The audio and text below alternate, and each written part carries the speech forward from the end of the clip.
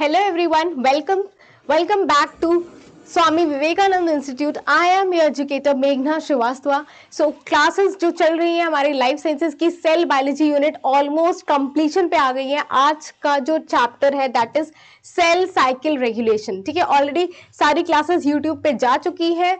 Cell biology unit हम cover कर रहे हैं which is unit 2 cell biology unit. ठीक है, कवर हो रही है एंड ऑलमोस्ट क्या हो गया है, टॉपिक कंप्लीट होने को आ गया है. ठीक है, आज का जो लेक्चर है, आज लेक्चर जा रहा है about the cell cycle regulation. ठीक है, regulation part 2 it means part 1 already जा चुका है यूट्यूब पे. अगर आपने नहीं देखा है तो आप जाइए, क्लास को देखिए, समझिए, क्योंकि वहां पर मैंने इंट्रोडक्शन एंड बेसिक्स बताए हैं.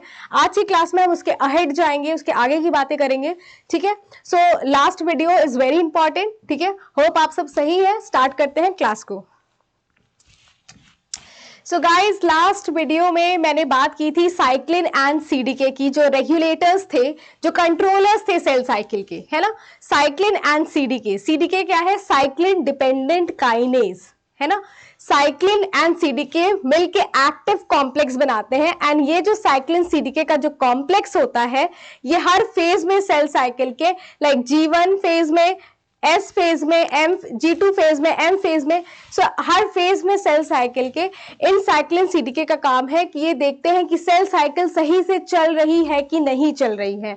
सो यहाँ पर यही काम होता है साइक्लिन सीडीके का. साइक्लिन सीडीके आप साथ में मिलके एक्टिव कॉम्प्लेक्स बनाते हैं, जहां पर मैंने आपको बताया था कि जो साइक्लिन होता है, ये साइक्लिन सिंथेसिस एंड डिग्रेडेशन के लिए जाता है. सो एवरी सेल साइकिल, हर सेल साइकिल में हर एक साइक्लिन का सिंथेसिस होता है एंड उसके बाद उसका डिग्रेडेशन हो जाता है. सो लेट्स से अगर G1 साइक्लिन है, ठीक है, G1 फेज का साइक्लिन है, अगर वो डिग्रेड नहीं होगा तो सेल साइकिल आगे नहीं बढ़ेगा. तो सेल साइकिल में साइक्लिन जो होता है वो सिंथेसिस एंड डिग्रेडेशन के लिए जाता है. साइक्लिन एक प्रोटीन है जो कि सीडीके के साथ मिलके एक्टिवेट करता है. ये एक रेगुलेटरी प्रोटीन है जो कि सीडीके को एक्टिवेट करता है. सीडीके हमारा साइक्लिन डिपेंडेंट काइनेज है एंड ये जो साइक्लिन डिपेंडेंट काइनेज है, इसकी ये कैटालिटिक सब यूनिट है. ठीक है, ये कैटालिटिक सब यूनिट है एंड ये रेगुलेटरी सब यूनिट है एंड सीडीके हमारा क्या है? कैटालिटिक सब यूनिट है, रेगुलेटरी सब unit, and CDK is the catalytic सब यूनिट. ठीक है, कैटालिटिक सब यूनिट है. ये सब ऑलरेडी लास्ट वीडियो में मैंने आपको एक्सप्लेन किया था.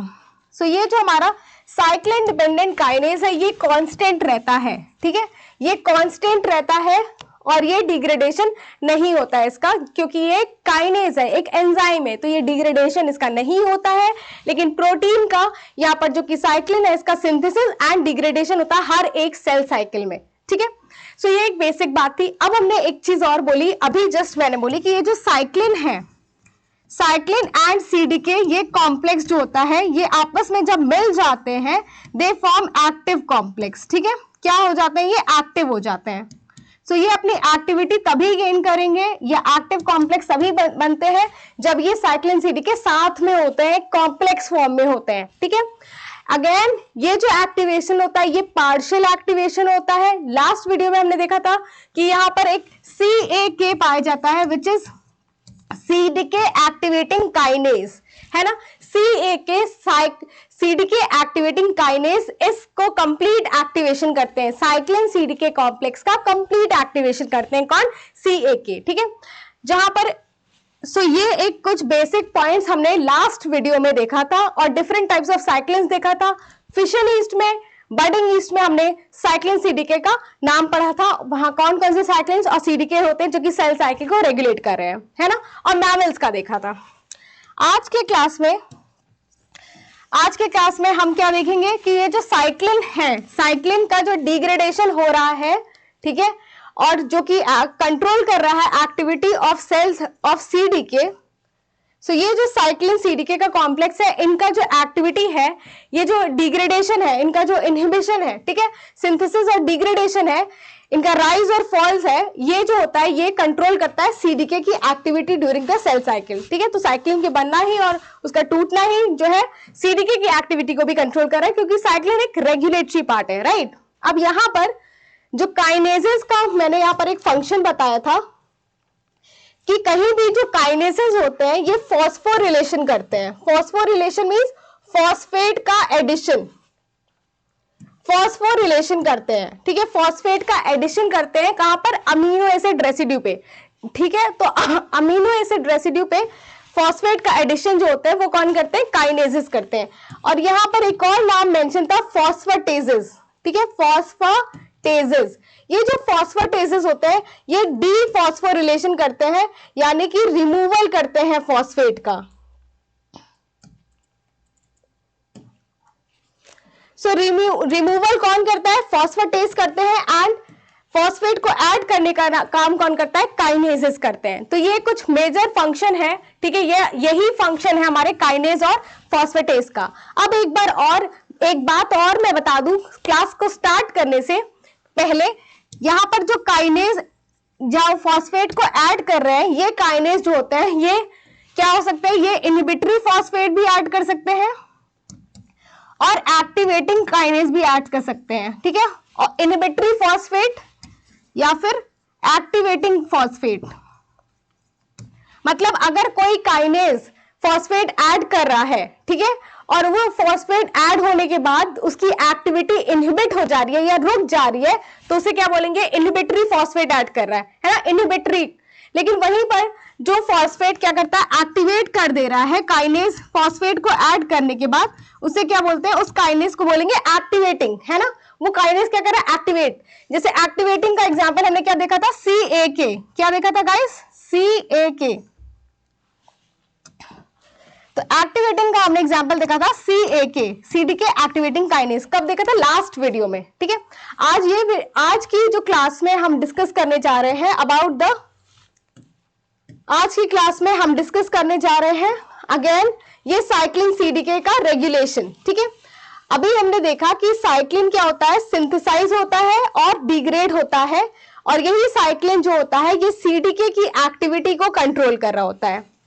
सो यहाँ पर जो मैकेनिज्म है सिंथेसिस डिग्रेडेशन का, ये कंट्रोल होता है फॉस्फोरिलेशन डीफॉस्फोरिलेशन रिएक्शन से, या फिर यहाँ पर CDK इनहिबिटर प्रोटीन के एडिशन से या बाइंडिंग से, ठीक है। यहाँ पर इंट्रोडक्शन हो रहा है CKIs का। ये CKIs क्या है? ये CKIs CDK इनहिबिटर प्रोटीन है, CDK को इनहिबिट करते हैं, CDK इनहिबिटर प्रोटीन।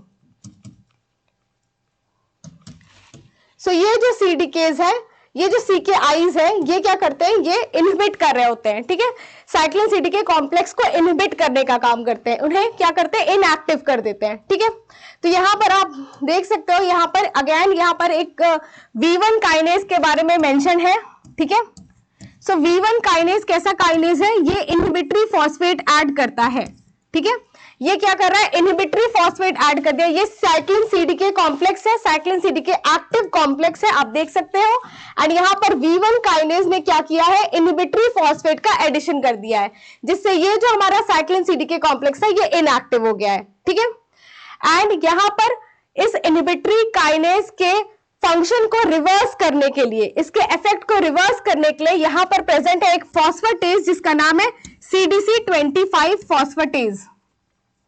ये जो CDC25 फॉस्फेटेज है ये क्या करता है? ये रिवर्स करता है एक्टिविटी को, इफेक्ट को of V1 kinase. So V1 kinase की एक्टिविटी को रिवर्स करने का काम कौन कर रहा है? CDC25, ठीक है। तो यहाँ हम देख सकते हैं, अभी जस्ट हमने बात की थी कि कुछ इनहिबिटरी काइनेज होते हैं जो कि क्या करते हैं? इनहिबिटरी फॉस्फेट का एडिशन करते हैं और हमारे साइक्लिन CDK कॉम्प्लेक्स को इनहिबिट कर देते हैं या इनएक्टिव कर देते हैं, ठीक है। यहाँ पर एग्जांपल हमने देख लिया V1 काइनेज। सो V1 काइनेज क्या कर रहा है? इनहिबिटरी फॉस्फेट को ऐड कर रहा है, जिससे हमारा साइक्लिन CDK का कॉम्प्लेक्स क्या हो गया? इनएक्टिव हो गया है, ठीक है। और यहाँ पर इसके इफेक्ट को रिवर्स करने के लिए प्रेजेंट है CDC25 फॉस्फेटेज। ये CDC25 फॉस्फेटेज क्या करता है? रिवर्स करता है इसके इफेक्ट को और वापस से इनएक्टिव साइक्लिन CDK कॉम्प्लेक्स को एक्टिव कर देता है। सो अगेन यहाँ पर मैंने आपको बताया है कि कैसे CDK की एक्टिविटी रेगुलेट हो रही है बाय इनहिबिटरी फॉस्फोरिलेशन। सो ये फॉस्फोरिलेशन से क्या हो रहा है? इनहिबिटरी इफेक्ट आ रहा है, इनएक्टिव हो जा रहा है cyclin CDK complex. So move करते हैं नेक्स्ट स्लाइड पे। अब इस स्लाइड पे आप देख सकते हैं CKI के बारे में बताया कि साइक्लिन CDK कॉम्प्लेक्स को जैसे CAK एक्टिवेट कर रहा था, in the same way CKI CDK inhibitor protein, ये जो CDK इनहिबिटर प्रोटीन है, यहाँ पर इसका एग्जांपल दे रखा है P27। ये P27 जो है साइक्लिन CDK कॉम्प्लेक्स से बाइंड करके उसे इनएक्टिव कर दिया, inactive P27 cyclin CDK complex. ठीक है, तो यहां पर हमने क्या देख दिया, एक्शन देख लिया इनहिबिटर का, inhibitor of cyclin CDK complex by CKI। ठीक है, CKI यहां पर P27 है जो कि इन दोनों कॉम्प्लेक्स से बाइंड करके इसे इनएक्टिव कर दे रहा है। ठीक है, तो यहां पर हम देख सकते हैं कि it also insert into the ATP binding sites further inhibiting the enzyme activity. So यहां पर एंजाइम एक्टिविटी को इनहिबिट कर दे रहा है। ठीक है, तो यहां पर हमने क्या देख लिया, एक तो इनहिबिटरी फॉस्फोरिलेशन, दूसरा हमने CKI के बारे में देख लिया। अब हमें एक चीज पढ़नी है, that is fission yeast cell cycle. ठीक है, फिजन ईस्ट के बारे में लास्ट क्लास में हमने पढ़ा था, फिजन ईस्ट के बारे में साइक्लिन CDK उनका कॉम्प्लेक्स देखा था। ठीक है, जिसका नाम था क्या, साइजोसाइक्रोमाइसिस पोम। अब ये जो यहाँ स्लाइड मेंशन है, फिशन ईस्ट की सेल साइकिल यहाँ मेंशन है, और यहाँ पर एक इंपॉर्टेंट पॉइंट यहाँ मेंशन है जो कि एग्जाम पॉइंट ऑफ व्यू से काफी इंपॉर्टेंट है, इसका म्यूटेशन केस से काफी क्वेश्चंस आए कई बार पूछे हैं। ठीक है, तो स्टार्ट करते हैं, समझने की कोशिश करते हैं, सारा अटेंशन बोर्ड की तरफ। यहाँ पर आप देख सकते हो, यहाँ पर CDC2 काइनेज, मैंने ऑलरेडी आपको बताया है कि जो फिशन ईस्ट होती है उसमें CDK1 को हम क्या बोलते हैं, CDC2 बोलते हैं, है ना। तो CDC2 काइनेज जो है वो इनएक्टिव है। ठीक है, इसके बाद साइक्लिन आया, साइक्लिन बाइंड किया, बट अगेन आप यहां पर देख सकते हो इंटरफेस G2 फेज की बात है। यहां G2 फेज में CAK एंड V1 ये दोनों ही काइनेज प्रेजेंट है। सो V1 जो है टायरोसिन के 15th टायरोसिन रेसिड्यू पे फॉस्फेट ऐड कर रहा है, इनहिबिटरी फॉस्फेट, और जो CAK है ये थ्रियोनिन 161 पे क्या कर रहा है, फॉस्फेट ऐड कर रहा है, 161 वाले थ्रियोनिन पे फॉस्फेट ऐड कर रहा है। सो ये जो फॉस्फेट है ये ऐड किया है V1 ने, ये V1 ने जो फॉस्फेट ऐड करते हैं, अभी हमने जस्ट देखा था वो क्या होता है, इनहिबिटरी फॉस्फेट। ठीक है, इनहिबिटरी फॉस्फेट ऐड किया है, और ये जो फॉस्फेट एडिशन हुआ है ये किया है CAK ने। सो हमने क्या देखा अगेन कि CDC2 काइनेज है जो कि इनएक्टिव है, फिर साइक्लिन ऐड हुआ, साइक्लिन के साथ CAK एंड V1 ऐड हुए, V1 ने फॉस्फोरिलेशन किया है, एक ने किया है एक्टिवेटिंग फॉस्फेट, एक ने किया है इनहिबिटरी फॉस्फेट। सो ये G2 फेज में ऑफ सेल साइकिल, ये जो हमारा फिशन ईस्ट का सेल है, इसमें क्या होता है, इसमें जो आगे जो बढ़ना है सेल साइकिल वो अरेस्ट हो जाता है, रुक जाता है। ठीक है, थोड़े समय के लिए, क्योंकि यहाँ पर इनहिबिटरी फॉस्फेट प्रेजेंट है। सो जब तक ये सेल साइकिल यहाँ पर रुका हुआ है, मींस ये सेल जो है आगे G2 से M फेज में चला जाएगा, तो क्या हो जाएगा, डिवाइड कर जाएगा। M फेज में क्या होता है, डिवीजन होता है ना, हमने लास्ट क्लास में ही देखा था, M फेज में डिवीजन होता है। तो यहाँ पर जस्ट बिकॉज V1 ने इनहिबिटरी फॉस्फेट ऐड किया है, इनहिबिटरी फॉस्फेट के एडिशन से ये जो G2 फिशन ईस्ट सेल है ये क्या है, ये डिवाइड नहीं कर रहा है, और इसका साइज जो है ये बढ़ता जा रहा है, क्योंकि G2 फेज में क्या होता है, ग्रोथ होता है। तो हम देख सकते हैं ये जो साइज है सेल का ये बढ़ रहा है, जस्ट बिकॉज ये G2 फेज में है और इसके ऊपर इनहिबिटरी फॉस्फेट ऐड है। ठीक है, साइक्लिन CDK कॉम्प्लेक्स के पास इनहिबिटरी फॉस्फेट ऐड है, जिसकी वजह से सेल साइकिल आगे मूव नहीं कर रहा है। G2 फेज में क्या हो रहा है, सेल का ग्रोथ हो रहा है। जब सेल अप्रोप्रिएट साइज गेन कर लेगा, उसके बाद CDC25 आकर इनहिबिटरी फॉस्फेट को रिमूव कर देता है, V1 के इनहिबिटरी फॉस्फेट को रिमूव कर देता है, जिससे cell cyclin CDK complex active हो जाता है। एंड उसके बाद माइटोटिक फिशन के बाद हमारा माइटोटिक फिशन होता है, और ये जो ईस्ट सेल थे ये डिवाइड कर जाते हैं 2 डॉटर सेल्स में। ठीक है, 2 डॉटर सेल्स में ये ईस्ट के सेल डिवाइड कर जाते हैं। एंड ये G1 फेज के बाद क्या होता है, हमारा cyclin CDK complex again inactive हो जाता है एंड साइक्लिन डिग्रेडेशन के लिए चला जाता है। सो इस पाथवे से आपको पता चलता है कि कैसे सेल साइकिल का रेगुलेशन हो रहा है फिशन ईस्ट सेल में, है ना। जो फिशन ईस्ट होती है उसमें कैसे सेल साइकिल रेगुलेटर है, कैसे वो डिवाइड करती है। तो उनका सेल G2 फेज में क्या होता है, इनहिबिटरी फॉस्फेट ने क्या करता है, ग्रोथ होने के लिए इनहिबिटरी फॉस्फेट लगा होता है कि एक प्रॉपर पहले साइज ग्रो कर ले सेल, जिसके बाद वो डिवाइड करे और जिससे अप्रोप्रिएट साइज के डॉटर सेल्स भी बने, इसीलिए ये इनहिबिटरी फॉस्फेट लगा होता है। इनहिबिटरी फॉस्फेट V1 ने क्या किया रहता है, ऐड किया रहता है। एंड इसके बाद CDC25 रिवर्स करता है इनहिबिटरी फॉस्फेट के इफेक्ट को, इनहिबिटरी फॉस्फेट रिमूव हो जाता है V1 का, सेल साइकिल आगे बढ़ता है, साइक्लिन CDK कॉम्प्लेक्स एक्टिव हो जाता है, cell goes into the M phase, M phase में सेल जाता है, एम फेज में जाकर के सेल डिवाइड करता है दो डॉटर सेल्स में, एंड आफ्टर दैट ये साइक्लिन CDK कॉम्प्लेक्स भी क्या होता है, इनएक्टिव हो जाता है, साइक्लिन डिग्रेड होने चला जाता है, CDK विदाउट साइक्लिन इनएक्टिव हो जाता है। तो ये हमारा क्या है, फिशन ईस्ट की सेल साइकिल यहाँ पर प्रेजेंट है।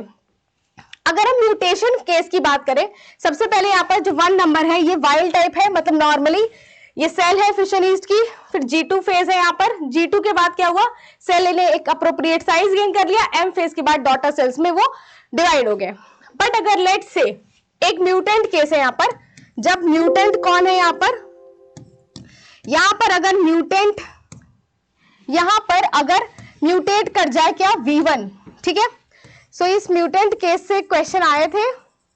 सो म्यूटेट कौन कर जाए, V1 म्यूटेट कर जाएगा। लेट्स से अगर V1 म्यूटेट कर जाएगा तो G2 सेल में सेल जो होगा वो अप्रोप्रिएट साइज का नहीं हुआ रहेगा, उसके पहले ही क्या होगा, एम फेज में चला जाएगा, बिकॉज V1 क्या कर रहा था, इनहिबिटरी फॉस्फेट ऐड कर रहा था, एंड यहाँ पर V1 क्या हो गया है, म्यूटेट हो गया है, तो इनहिबिटरी फॉस्फेट नहीं ऐड हुआ है, तुरंत क्या हुआ है, साइक्लिन CDK कॉम्प्लेक्स तुरंत एक्टिव हो जाएगा, ठीक है। साइक्लिन CDK कॉम्प्लेक्स जैसे इनएक्टिव था थोड़ी देर के लिए, वो इनएक्टिवेशन नहीं होगा क्योंकि इनहिबिटरी फॉस्फेट ऐड करने वाला जो काइनेज था वो यहाँ पर म्यूटेटेड है, तो हमारा सेल जो होगा वो अप्रोप्रिएट साइज बिना गेन किए ही क्या होगा, डिवाइड करेगा, और यहाँ पर छोटे छोटे डॉटर सेल्स बने हैं, आप देख सकते हो काफी स्मॉल साइज के डॉटर सेल्स बने हैं, है ना। तो ये जस्ट इसलिए हुआ है क्योंकि यहाँ पर V1 क्या है, म्यूटेट हो गया है। अब यहाँ पर थर्ड, यहाँ पर आप देख सकते हो CDC25, ये जो CDC25 है अगर ये म्यूटेट हो जाए, ठीक है, यहाँ माइनस साइन रिप्रेजेंट कर रहा है क्या, कि ये म्यूटेटेड है। सो अगर यहाँ पर म्यूटेंट कौन है, CDC25। अब CDC25 क्या करता है, CDC25 रिवर्स करता है द इफेक्ट ऑफ V1, है ना, V1 के इनहिबिटरी फॉस्फेट को रिमूव करता है। बट यहाँ पर CDC25 क्या है, यहाँ पर CDC25 म्यूटेटेड है, तो हमारा सेल जो होगा वो ग्रो करता जाएगा, है ना। जब वो अगर CDC25 सही होता तो क्या होता, V1 को हटाता, V1 के फॉस्फेट को हटाता इनहिबिटरी फॉस्फेट को, एंड इनहिबिटरी फॉस्फेट जब रिमूव हो जाते तो क्या होता, सेल तुरंत डिवाइड करने के लिए चला जाता है क्योंकि साइक्लिन CDK कॉम्प्लेक्स हमारा एक्टिव हो जाता है। बट जस्ट बिकॉज यहाँ पर CDC25 इनएक्टिव थे या म्यूटेटेड थे, sorry I am so sorry, यहाँ पर म्यूटेटेड थे, तो क्या हुआ कि सेल में साइक्लिन CDK कॉम्प्लेक्स एक्टिव नहीं हुए, एंड सेल जो था जो कि G2 फेज में ग्रोथ के लिए रुका होता है वो ग्रो करता जा रहा है ना, उसके रिवर्स करने के लिए कोई यहाँ नहीं आ रहा है। सो यहाँ पर आप देख सकते हो कि सेल जो है इतना बड़ा सेल में ये है, डिवाइड नहीं कर रहा है, सेल ग्रो करता जा रहा है। So this is about the fission east. Fission east के सेल में इस तरह से सेल साइकिल का एक रेगुलेशन हमने देखा है, G2 फेज से M फेज में जब सेल साइकिल जा रहा होता है, CDC2 काइनेज एंड उसके साइक्लिन का एक्टिवेशन कैसे होता है, ठीक है, cell wait for the appropriate size की एक अप्रोप्रिएट साइज गेन कर ले इन G2, तब वो डिवाइड करता है, ठीक है, और यहाँ पर अप्रोप्रिएट साइज को गेन करने के लिए एक इनहिबिटरी फॉस्फेट लगा होता है at the tyrosine position, 15th position of tyrosine, ठीक है। तो this is about the yeast का फिशन। सो यहाँ पर अगेन ये पूरा पॉइंट मेंशन है, all the steps are mentioned here, ठीक है, जो लास्ट स्लाइड मैंने आपको दिखाई है उसके पूरे पॉइंट्स यहाँ पर मेंशन्ड है कंप्लीट, कि जो आप रीड कर सकते हो अपने एंड से, जस्ट बिकॉज क्योंकि अगेन ये एक बुक से उठाया हुआ है, ठीक है, ये पॉइंट्स तो स्टैंडर्ड बुक का ही पॉइंट्स है, आप देख सकते हैं।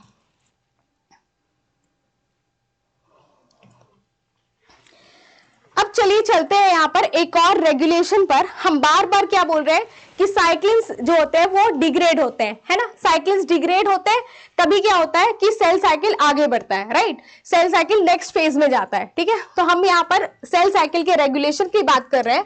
सो कुछ रेगुलेशन के लिए साइक्लिन सीडीके के एक्टिविटीज के लिए क्या होता है, cyclin undergoes a cycle of synthesis and degradation.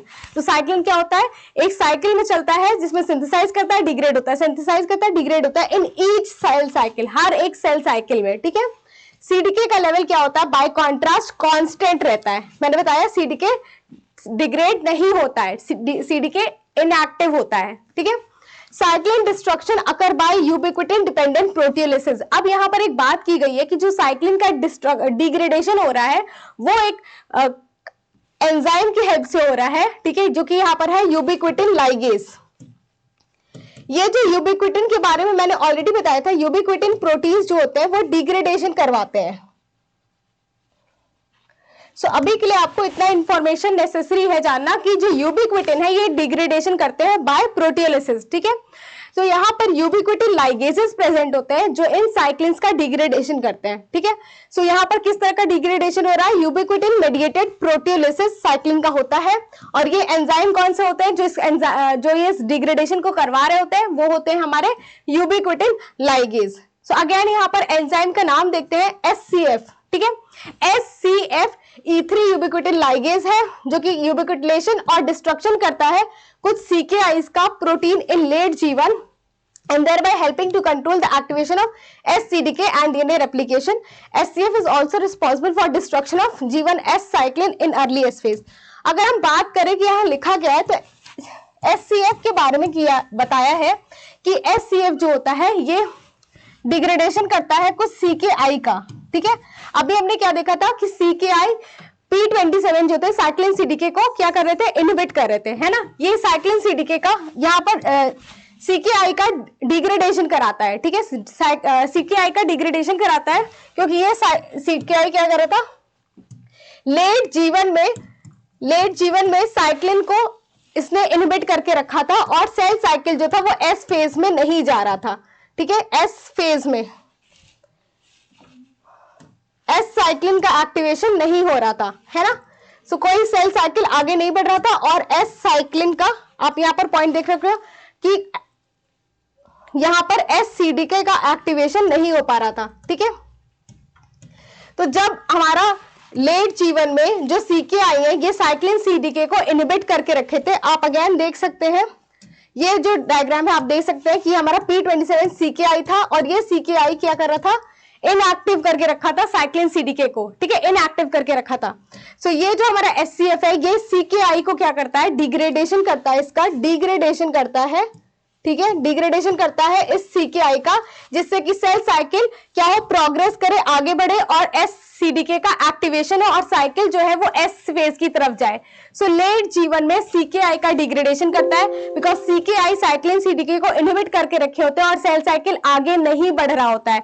तो हमें सेल साइकिल को आगे बढ़ाना है, S फेज की तरफ ले जाना है ना, ताकि DNA का क्या हो, रेप्लिकेशन हो। सो इसीलिए ये SCF जो होते हैं ये एक्ट करते हैं CKI के ऊपर, CKI का डिग्रेडेशन कराते हैं जिससे हमारा लेट जीवन में क्या होता है, SCDK का एक्टिवेशन होगा, ठीक है। सो जीवन जो हमारा जीवन साइक्लिन है वो अगर डिग्रेड होगा तभी SCDK एक्टिवेट होगा, है ना, नेक्स्ट फेज में सेल साइकिल बढ़ेगी, वही बात की गई है, ठीक है। सो SCF का यहाँ पर यही काम है कि ये एक्टिवेशन करवाते हैं, एक्टिवेशन के लिए करवाते नहीं है, ये करवाते तो डिग्रेडेशन ही है, किसका, CKI का डिग्रेडेशन होगा तो हमारा लेट जीवन में जिससे SCDK एक्टिवेट होगा, SCDK जो कि नेक्स्ट फेज का CDK है ना, नेक्स्ट फेज का CDK हमारा एक्टिवेट होगा। एंड उसके बाद ये जो है ये डिग्रेडेशन कराते हैं जीवन S साइक्लिन का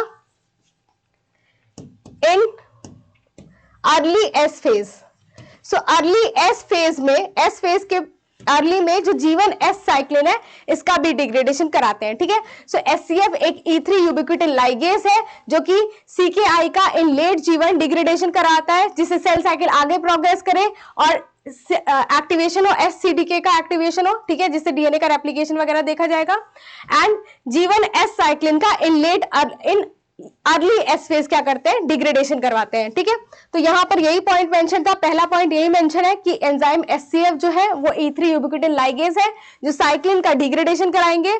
कौन से साइक्लिन, G1 एस साइक्लिन का डिग्रेडेशन कराएंगे अर्ली एस फेज में, और इसके साथ ही CKI का भी डिग्रेडेशन कराते हैं, डिस्ट्रक्शन कराते हैं सर्टेन CKIs का।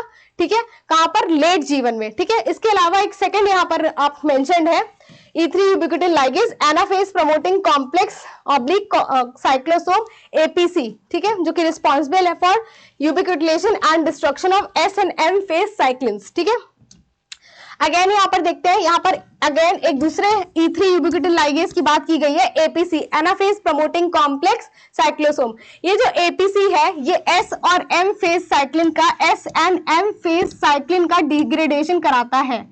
ठीक है, सो ये डिग्रेडेशन किसका करा रहा है, S and M phase cyclin का। ठीक है, सो यहां पर हम देख सकते हैं क्या कि जो हमारा APC है वो डिस्ट्रक्शन करा रहा है S and M phase cyclin का। तो इस तरीके से साइक्लिन का डिग्रेडेशन होता है, डिस्ट्रक्शन होता है, और हमारा CDK क्या होता है, इनएक्टिव होता है। ठीक है, ये साइक्लिन का डिग्रेडेशन इसीलिए हो रहा है कि सेल साइकिल आगे बढ़े, ये क्योंकि ये साइक्लिन जो है, जो कि मैंने फर्स्ट लेक्चर में बताया था सेल साइकिल रेगुलेशन के फर्स्ट लेक्चर में, कि ये जो साइक्लिन्स है ये हर फेज में प्रेजेंट है, और ये देखते हैं कि सारा काम सही से हो रहा है कि नहीं हो रहा है ना। तो इसीलिए ये इनको डिग्रेड करके आगे बढ़ता है सेल साइकिल, फिर आगे नेक्स्ट स्टेप होता है, और इस तरीके से हमारा सेल साइकिल कंप्लीट होता है। सो ये जो साइक्लिन्स है ये undergo synthesis and degradation in each cell cycle, और हमारा CDK का एक्टिविटी यही साइक्लिन्स रेगुलेट कर रहे होते हैं। तो अगर ये डिस्ट्रॉय हो जाएंगे या डिग्रेड हो जाएंगे तो CDK भी क्या होगा, इनएक्टिव हो जाएगा। सो अगेन ये पॉइंट भी मैंने आपको एक्सप्लेन कर दिया है। अब यहां पर ये जो स्लाइड है ये आपको बता रही है APC के बारे में। जो APC है एनाफेज प्रमोटिंग कॉम्प्लेक्स, जो कि S और M CDK को इनहिबिट कर रही थी, ठीक है, डिग्रेड कर रही थी, इनका एक्टिवेशन के लिए यहाँ पर CDC20 एंड CDH1 ये प्रेजेंट होते हैं। ठीक है, तो जब cell cycle metaphase to anaphase proceed करेगी, मेटाफेज टू एनाफेज प्रोसीड करेगी, तो ये एक्टिवेशन APC का CDC20 करवाते हैं। एंड जब सेल साइकिल एनाफेज से आगे बढ़ेगी, एनाफेज से आगे टू अर्ली G1, ठीक है, G1 की तरफ जाएगी, मतलब M के बाद ही G1 आता है। ठीक है, G1 S G2 M ये आपने पढ़ा है। ठीक है, M फेज का ही लास्ट, M फेज में ही एनाफेज आता है, एना के बाद टीलो और फिर G1 आता है ना। सो एनाफेज टू अर्ली G1 जो है एक्टिवेशन APC का कौन करा रहा है, CDH1। अगेन इस डायग्राम में आप देख सकते हो ये हमारा इनएक्टिव APC है। ठीक है, यहाँ पर MCDK,